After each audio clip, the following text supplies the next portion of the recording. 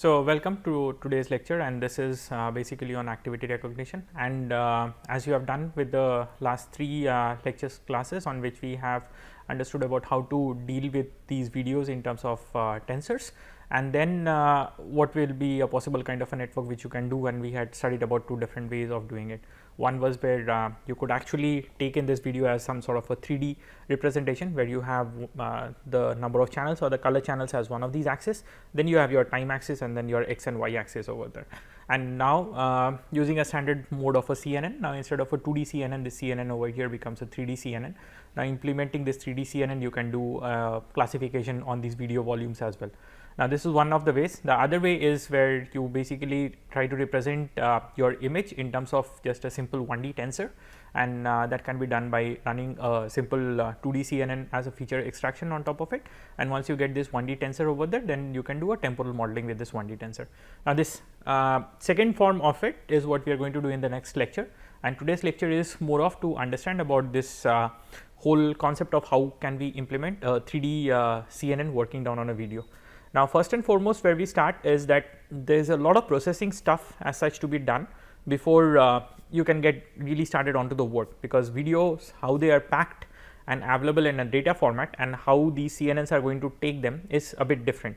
And this is what we had discussed in the last lecture also. So, what all axes you will have to flip and change, and what will be the ordinality in these axes coming down in as your tensor, that also has to keep on changing over there. So, that is what we get started over here.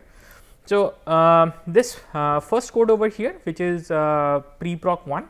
So, the whole objective of this preprocessing 1 is basically to extract out frames from a whole video, and now these frames need to be in a particular order. So, once extracted in a particular order and stored as a tensor, that is the main job which we are going to do.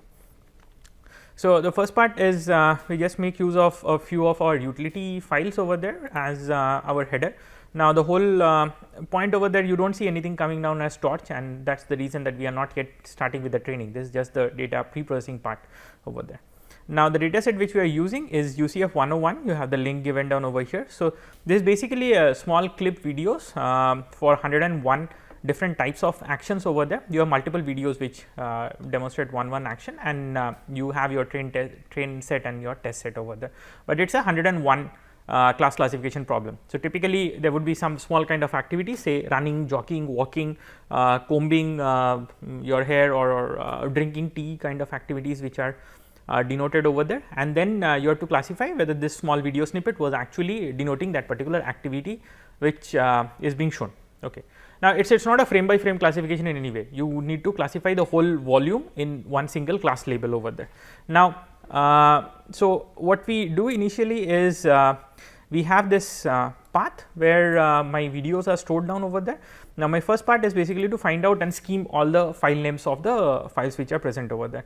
Now, once you get your file names for all of these files coming down over there, now what you can do is you would need to just get down only 5 different classes present over one thing. So, once you scheme out all the file names over there, the next part is basically you need to extract out individual frames. So, typical video how it is represented is your first axis is basically your time, your second axis is your color channel, the third axis is x, and fourth axis is y.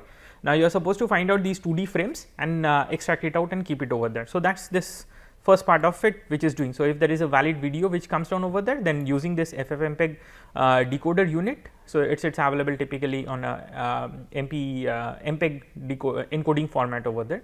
So, we use this library over there in order to convert these videos onto my image frames and then store it down as a JPEG format over there.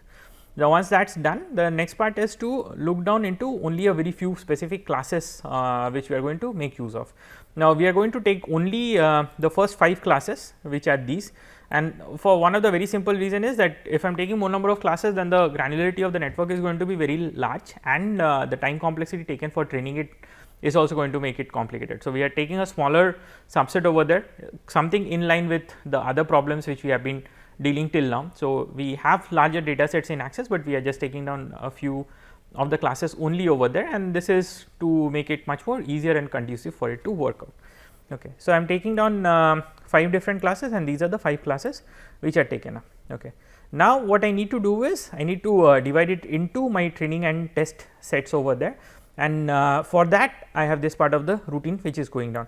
Now, what essentially it does is that you are going to scheme out particular videos. Some of these videos are going to store down in your training set, some of these are going to be part of your test set, but nonetheless there are no frames which are shared between the training set and your testing set. So, whichever video is there on your training set remains on your training set, whichever video is there on your testing set remains on your testing set over there.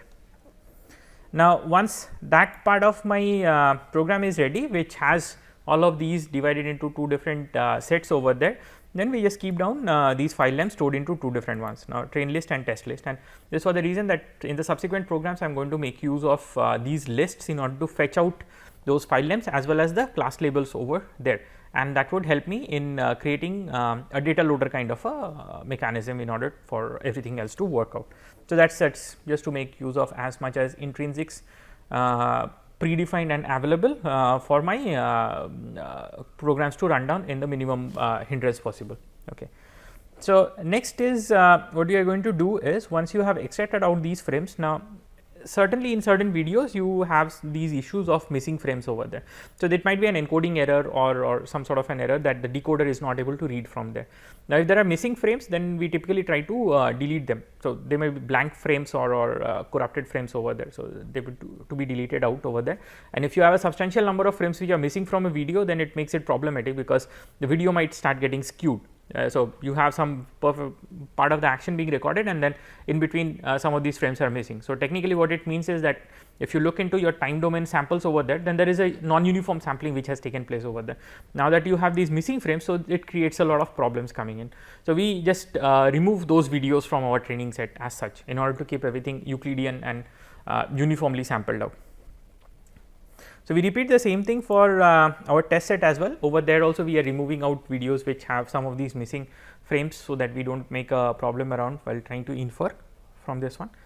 Now, once that is done, next what you do is you have this stored into a separate directory structure in which you have your train data set, one folder, and your test data set.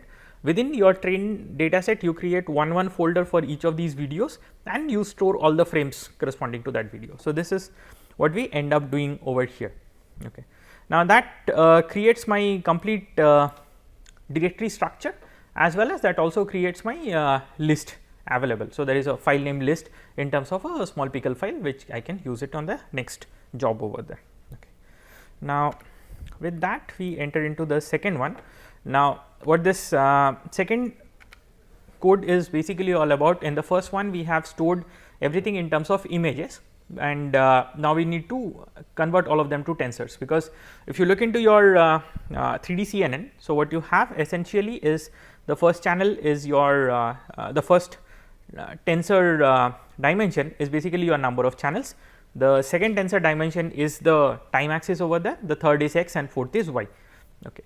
Now, my frames are not stored in the same format. Now, one way I can do is within my training I can keep on loading everything and then do it, but that is going to make the whole process much more complicated. So, instead of trying to do that and make it more complicated, we are simplifying in the whole process by storing each video in terms of one single 4D tensor representation, such that you can just load this 4D tensor over there and then you can set your 3D-CNN running in a perfect way.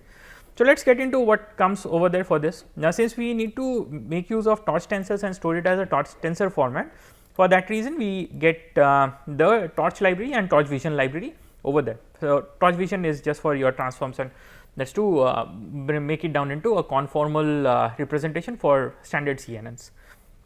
Now, what we do is essentially find out first the list of all the file names over there which I have in my train list and test list available. So, this is which frame belongs to train and which frame belongs to test.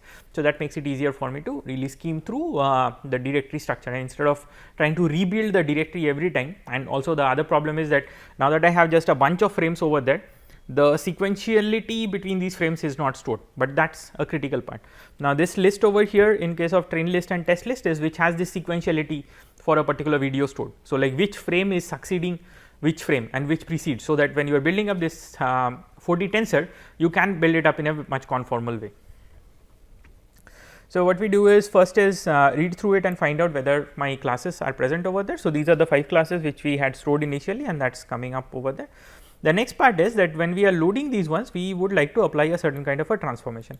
So, first and foremost, I would like to make it conformal, make all the image conformal to my original size for a ImageNet kind of a problem. So, over there your images were of size 224 cross 224. So, we are just going to do a center crop of 224 cross 224, and the other point is that all of these images which you are getting, they are in some arbitrary size. Now, the first point which we apply is resize them to 256 cross 256 and then crop out just the center 224 cross 224. And one of the reasons for doing this is quite simple, that once you have this whole thing resized over there and you crop out the center. So, you are going to reduce all the peripheral pixels over there. The moment you are reducing and chunking out and throwing away all of these peripheral pixels. So, an advantage which you get is that you do not have any of these boundary conditions coming into play, because most of these videos have the activity which is more of centered over there, and these extra side peripheral pixels are which are going to cascade down when you are having a deep convolutional neural network, and that is a useless information. So, most of your useful information might die out by the time you are still at the final depth over there. So, this helps in doing it, and the other part is that you can, because anyways you could have resized it to 224 cross 224 at the first place, but the whole reason was that we wanted to keep as much as possible the most fruitful information, which for these kind of activity videos is present in the center of the image. So, we just keep it over here, that makes it easier for us. Okay. The next part over here is to start loading each of these frames and then apply the transform over there. So, once you have this transformation applied, then you convert it onto a tensor. So, after applying this transformation, what you have basically is these axes changed over there. So, your color becomes your first channel instead of your frame number when you are reading down over there, and the second channel is your frame number, and then you try to concatenate each of them along the dimension of the frame number, and so that you have your temporal domain concatenation coming down over there.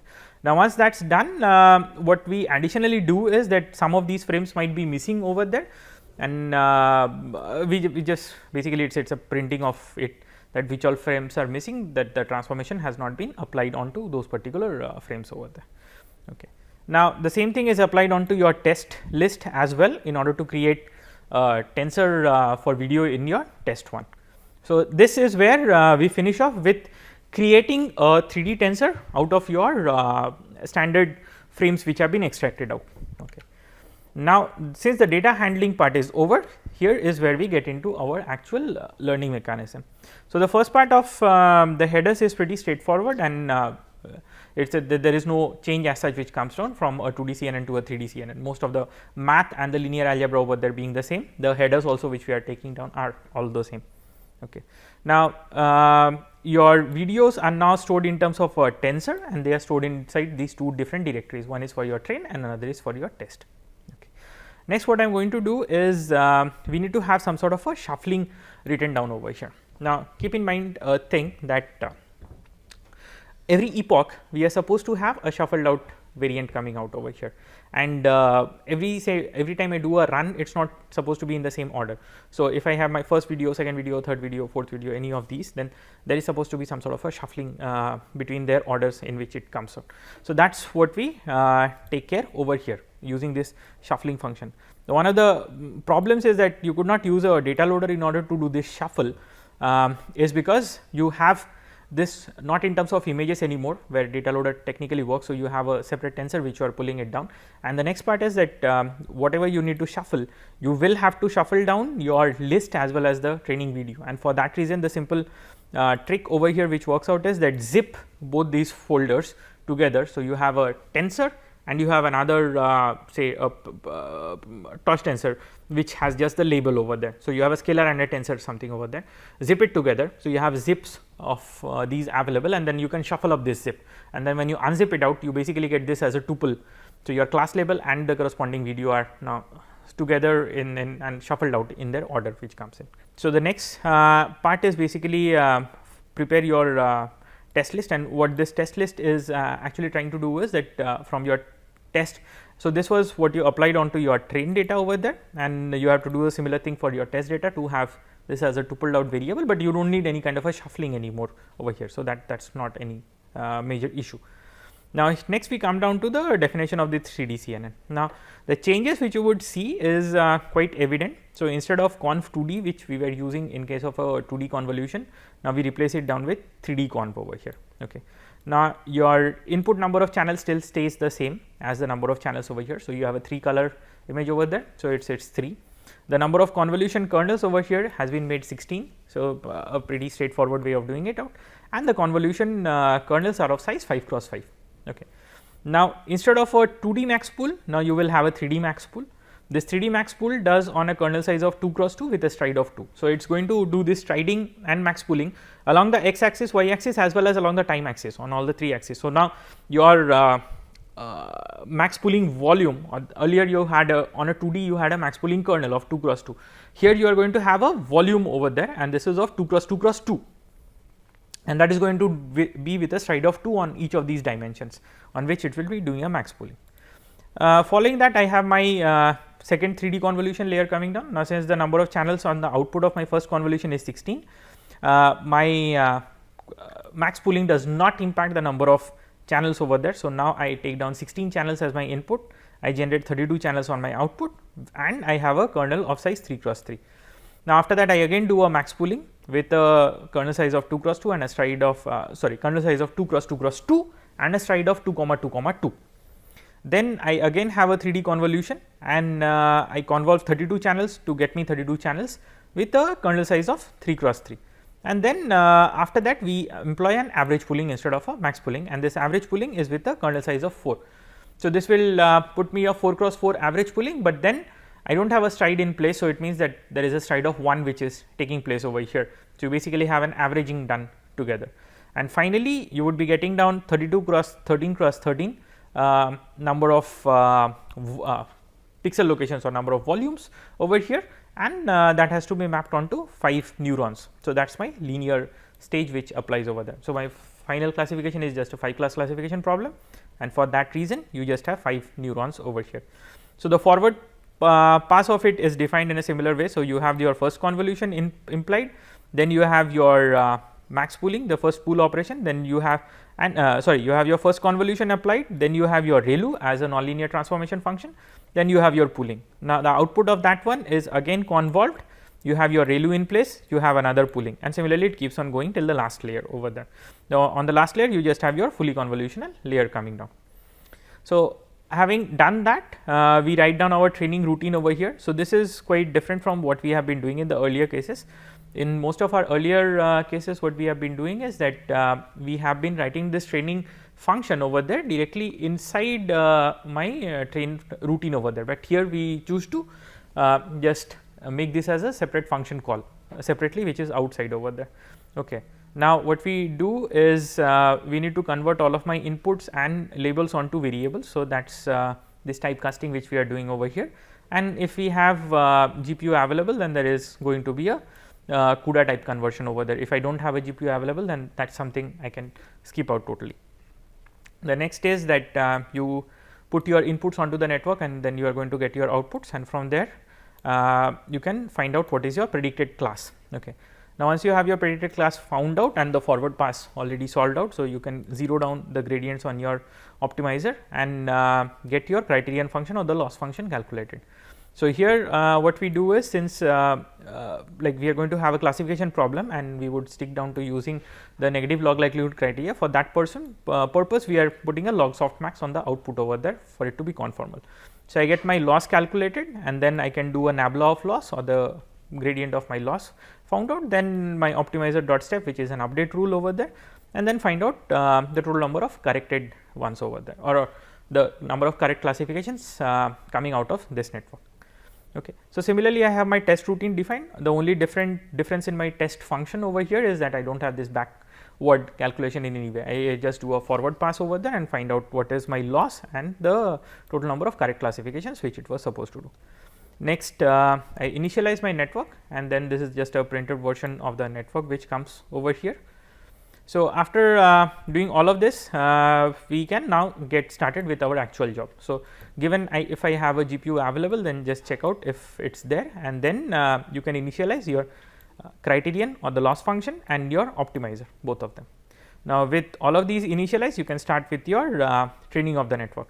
Now, one extra parameter which we add over here is basically the number of frames per video which you are going to take down, and that is supposed to be fixed, because you have your x and y dimension fixed, which is at 224 cross 224. Now, your number of time axis dimensions is no more fixed, it was not given down for me.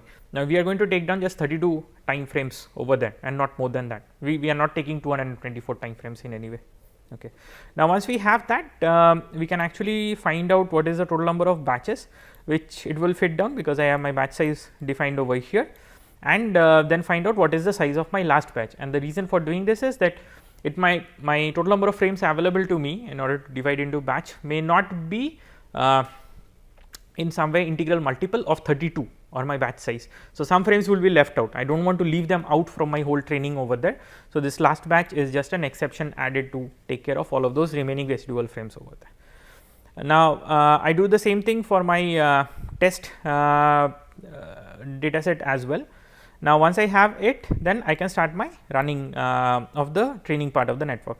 So, I will start within one batch, I would load my data, I will convert it and apply whatever my transformations are supposed to be applied, and then I will have that one as a forward pass through my network. Now, this forward pass through the network is something which is implemented on the train routine which we had defined earlier. Now, once that is done, I get down my losses and my total actual correct version over there, and the updated network also coming out of it. Now, with that one, now I can so this is just for the last batch over there, then I can run down within each epoch my testing part as well. Now, in the test part, it is straightforward that you are going to do a feed forward over the whole network, and that gives you what is the testing performance coming out over there. Similarly, you have the exception added for the last batch in order to take care of the remaining frames, and then you have your routine for plotting all of these losses, and then you can get it started. So, we have trained this one for 10 epochs. It starts with an training accuracy of about 23% and a testing accuracy of 24%, and then keeps on rising as it keeps on going, where at the end of 10th epoch you have a training accuracy of 75% and a test accuracy of about 57%. So, these are the two loss curves which comes up, and these are the accuracy curves. Now, if you look into this training part as well as the testing, you can pretty much see that it is not yet at the convergence part over there. So, that is still dwindling. If you keep on running this for a longer period of time, that will definitely get over and come down to a convergence. The only downside is that every iteration is going to take you some more amount of time than any of the other networks. So, it takes roughly about 11 minutes in order to train per frame and per epoch over there. And one of the reasons for this one is that the tensor volume which you are handling down and the dense amount of operations in terms of 3D convolutions going is much higher, and for that very specific reason it consumes a lot more of time. When you do these parameter calculations, you would also find out the total number of parameters is much higher than in case of a 2D-CNN. The total number of mathematical operations you would do over here is also much higher. So, under these conditions is why it takes more amount of time over there. Nonetheless, this is video, so you have to bear with the complexity and the challenges faced over here. So, that is where we come to an end about handling videos for classification using a 3D-CNN. In the next class, we are going to do our part with trying to use a recurrent neural network in order to see if this can be brought down, if the complexity can be brought down even further lower. So, till then stay tuned and thanks.